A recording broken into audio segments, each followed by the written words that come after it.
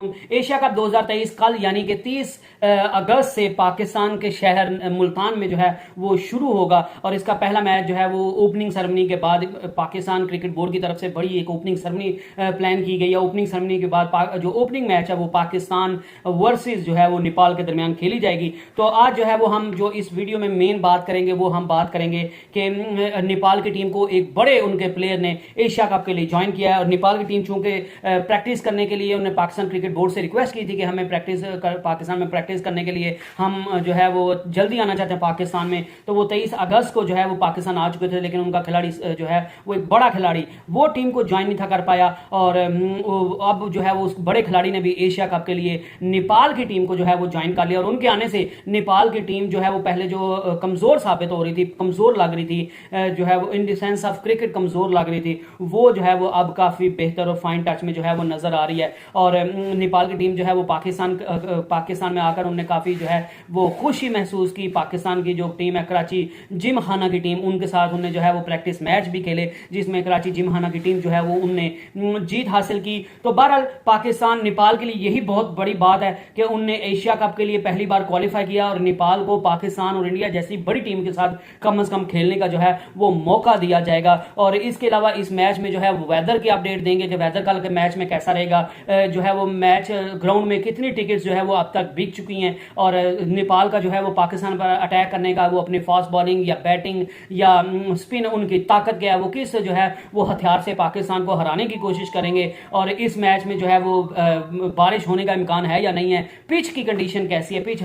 Spinners को मददगार साबित होती है, बैट्समैन के लिए जन्नत होती है या फास्ट बॉलर्स को जो है वो मदद देती है। तो इसके मुतालिक बात करेंगे। तो सबसे पहले हम बात कर लेते हैं कि संदीप लमीचने जो कि नेपाल क्रिकेट टीम की एक जो है वो अहम और जो है वो कामयाब तरीन बॉलर है, स्पिनर बॉलर हैं और नेपाल की तरफ से सबसे ज्यादा विकेट्स लेने वाले वो बॉलर हैं। और उनने जो है वो संदीप लमीचने ने अब तक 2023 में 19 मैचेस में 42 विकेट्स हासिल कर चुके हैं और उनकी जो एवरेज है वो 20 है और वो नेपाल की टीम के सबसे जो है वो बेस्ट जो है वो बॉलर हैं और ये लाहौर कलंदर की तरफ से PSL में भी खेल चुके हैं। तो मेरे ख्याल से नेपाल का वाहिद खिलाड़ी है संदीप जो है वो PSL भी खेल चुका है। तो ये पाकिस्तान की कंडीशन से काफी हम आहंग है। तो इस वजह से इस बंदे का जो है वो केस चल रहा था, मेरे ख्याल से रेप का केस है, तो उस केस चल रहा था, उसमें जो पहले टीम के साथ नहीं थे लेकिन इन्हें बाद में कोर्ट से रिक्वेस्ट की कि मैं जो है वो एशिया कप खेलने के लिए पाकिस्तान जाना चाहता हूं, तो आप जो मेरे केस की प्रोसीडिंग्स हैं उसको वक्ती तौर पर जो है वो रोक दें और जब मैं एशिया कप खेल के वापस आ जाऊंगा नेपाल तो तब जो है वो आप मेरे केस की प्रोसीडिंग शुरू कर दें। तो मेरे ख्याल से कोर्ट ने जो है वो 7 सितंबर तक जो है वो उनको टाइम दिया, क्योंकि मोस्ट प्रोबेबली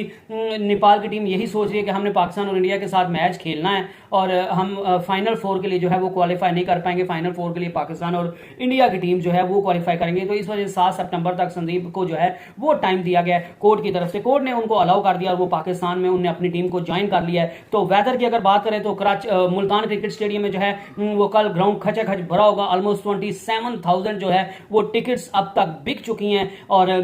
अगर पिच की बात की जाए तो पिच में जो है वो स्पिनर्स के लिए साजगार साबित होती है और नेपाल के पास जो है वो क्वालिटी स्पिनर है, एक तो ललित और दूसरा संदीप जो है, ये दोनों जो है वो बड़े खतरनाक स्पिनर हैं और उनकी जो बड़ी जो कामयाबी है, उनकी जो बड़ी जो है वो अटैकिंग पॉइंट रहता है वो भी अपने स्पिनर्स के ही थ्रू रहता है। तो इस वजह से नेपाल जो है वो अपने स्पिन अटैक के थ्रू पाकिस्तान पर जो है वो हमलावर होने की कोशिश करेगा और पाकिस्तान को टफ टाइम देने की कोशिश करेगा। ऑल्दो के नेपाल के पाकिस्तान को अल्लाह माफ करे हराने के चांसेस तो 0% है, लेकिन फिर भी अगर पाकिस्तान और इंडिया को वो टफ टाइम भी देते हैं हल्का सा तो वो भी नेपाल की जो है वो बहुत बड़ी जीत होगी। तो नेपाल जो है वो स्पिनर्स के जरिए पाकिस्तान पर अटैक करने की कोशिश करेगा और यही वो इंडिया के खिलाफ भी जो है वो काम करेंगे। इसके अलावा क्योंकि पाकिस्तान के जो बैट्समैन है वो स्पिनर्स के क्वालिटी स्पिनर्स के सामने जो है वो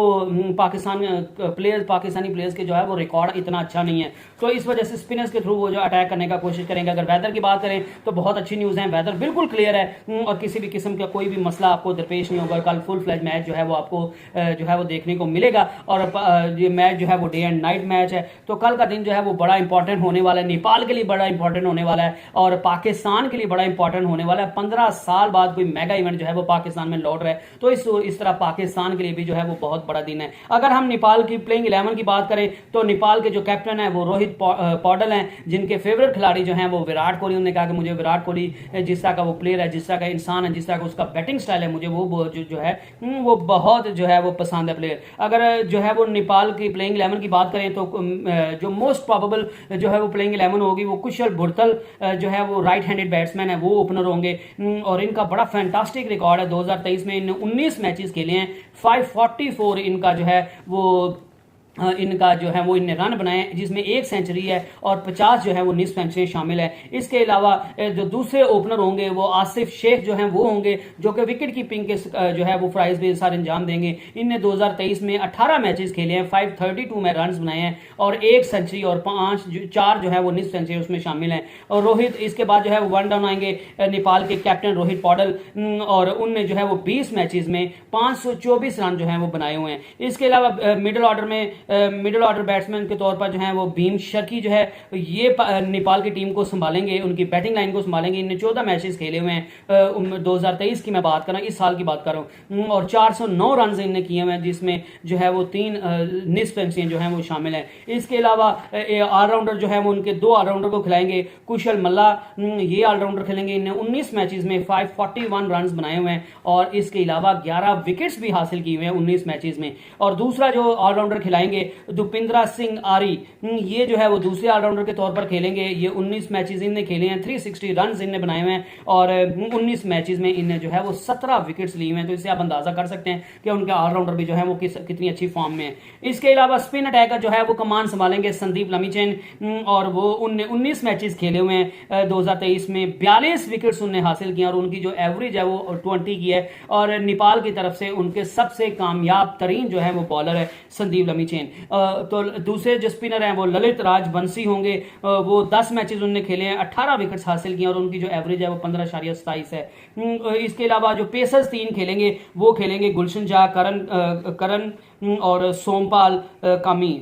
और गुलशन जा की अगर बात करें तो ये वही गुलशन जा हैं जिनने जो एशिया कप के लिए क्वालिफायर कप खेला गया था तो उसमें फाइनल में बड़ी अच्छी आउटस्टैंडिंग हिटिंग करके नेपाल को जो है वो फाइनल जितवाया था। और ये पेसर है और इनने 13 मैचेस खेले हुए हैं, 13 विकेट्स भी हासिल की हुई हैं और अच्छी खासी जो है वो हिटिंग भी करने के पास इनके पास महारत है। 314 रन जो है वो इनने बनाए हुए हैं 13 मैचेस में और इनकी एवरेज जो है वो 44 प्लस की। और ये आप अंदाजा लगाएं, ये एक फास्ट बॉलर है, ये एक पेसर की 13 मैचेस में जो है वो 314 रन है 13 मैचेस में। तो इससे आप अंदाजा कर सकते हैं कि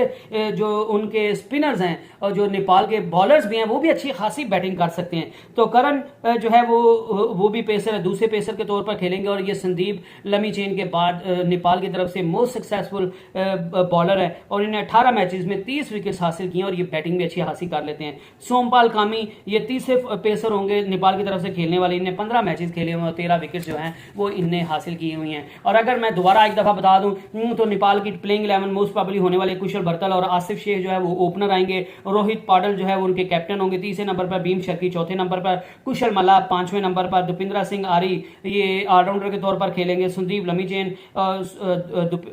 कुशल मल्ला और दुपिंद्रा सिंह आरी ये ऑलराउंडर के तौर पर खेलेंगे, संदीप लमीचेन जो है वो एज स्पिनर खेलेंगे, ललित राजबंसी दूसरे स्पिनर होंगे और 3 जो पेसर्स हैं वो गुलशन जा, करण और सोमपाल कामी जो है वो नेपाल की तरफ से खेलेंगे। और इनकी टीम का जो है वो पाकिस्तान के साथ सामना होगा, जो कि इनके लिए बहुत बड़ा प्राउड मोमेंट होगा। उनको जीत या हार से ज्यादा मतलब ये है कि हम पाकिस्तान के साथ ड्रेसिंग रूम शेयर कर रहे हैं, हम इंडिया के साथ ड्रेसिंग रूम शेयर कर रहे हैं, हम बड़ी टीम्स के साथ जो है वो ग्राउंड शेयर कर रहे हैं, जो कि बहुत बड़ी बात है। और एशिया कप में बेशक अभी एशिया कप में उनके जीतने के चांसेस बहुत कम है, लेकिन जो है वो ये चीज जरूर है कि उनको एशिया कप खेलने से, पाकिस्तान और इंडिया के साथ खेलने से जो है वो उनको उनके खिलाड़ियों की उनकी कारकर्दगी में मजीद निखार जो है वो आएगा और उनके खिलाड़ी दिन ब दिन जो है वो बेहतर होते जाएंगे। और I hope you enjoyed the video. और प्लीज जो हज़ार चैनल पे नए हैं वो मेरे चैनल को सब्सक्राइब कर लें, बेल आइकन के बटन को दबा दें। और जो अगर मेरा जो वीडियोज है उसका कंटेंट अच्छा लगे तो ज्यादा से ज्यादा लाइक करें, शेयर करें, कमेंट करें। अल्लाह हाफिज।